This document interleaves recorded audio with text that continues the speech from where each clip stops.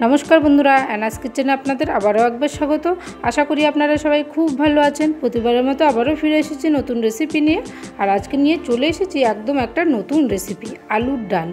এই आलुर डाल दिए किन्तु गरम भाते जास्ट असाधारण लागे खेते, एमनकि रुटी दिएও किन्तु এই रेसिपि आपनारा খেতে পারেন।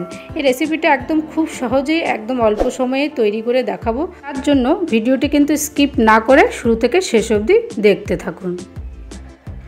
आलुर डाल तैरी करार जन्य देखुन आलू निয়েছি, आलूगुलो किन्तु खोसा छाड़िए निয়েছি। एखाने आमी 3 থেকে 4টে आलू निয়ে नेब। प्रथमे आमी आलूगुलोके এইভাবে केटे नेब, ठीक जेभाবে आलू भाजा करे गोल गोल करे ठीक সেই রকম ভাবে आलूगुलो केटे नेब।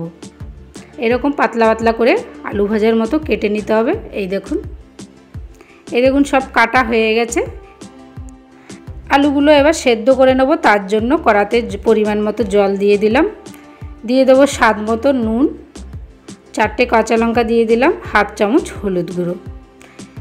জলের পরিমাণটা আপনারা পরিমাণ বুঝেই দেবেন, তবে জলটা একটু বেশি দিয়ে রাখবেন, না হলে কিন্তু জলটা সেদ্ধ হতে হতে অনেকটাই কমে যাবে। এবার ঢেকে দেবো 5 থেকে 7 মিনিট এইভাবে। 7 মিনিট পর ফিরে এসে দেখব আলুটা কিন্তু ভালোভাবে সেদ্ধ হয়ে গেছে।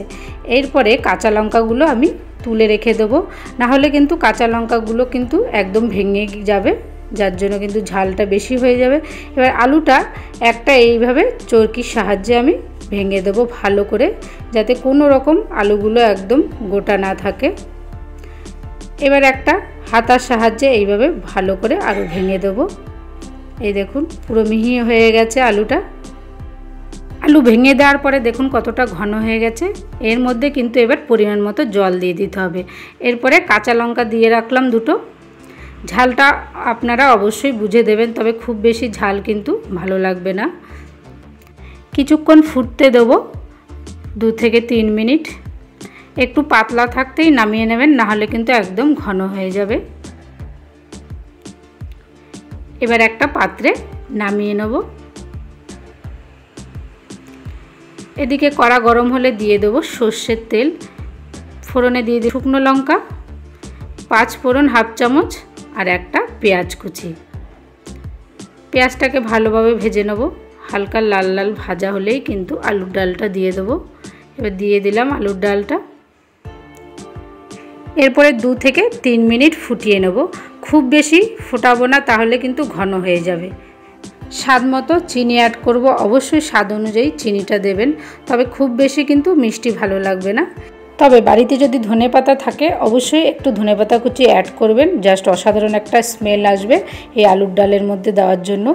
এই রকম ঘন থাকতেই কিন্তু নামিয়ে নিতে হবে, খুব বেশি পাতলা না, ঠিক এই রকম হলে নামিয়ে নিতে হবে। তৈরি হয়ে গেল আলুর ডাল। এবার একটা পাত্রে ঢেলে নেব। এই আলুর ডাল গরম ভাতে জাস্ট অসাধারণ লাগে খেতে, এমনকি রুটি দিয়েও কিন্তু দারুণ লাগবে খেতে। আপনারা অবশ্যই কিন্তু এই রেসিপিটা একবার হলেও বাড়িতে ট্রাই করবেন। আর যদি ভালো লেগে থাকে লাইক শেয়ার করতে ভুলবেন না, এবং কমেন্ট বক্সে জানাবেন কেমন হয়েছে। আর নিত্য নতুন রেসিপি দেখার জন্য চ্যানেলটিকে অবশ্যই সাবস্ক্রাইব করে দেওয়ার জন্য অনুরোধ রইল। ধন্যবাদ।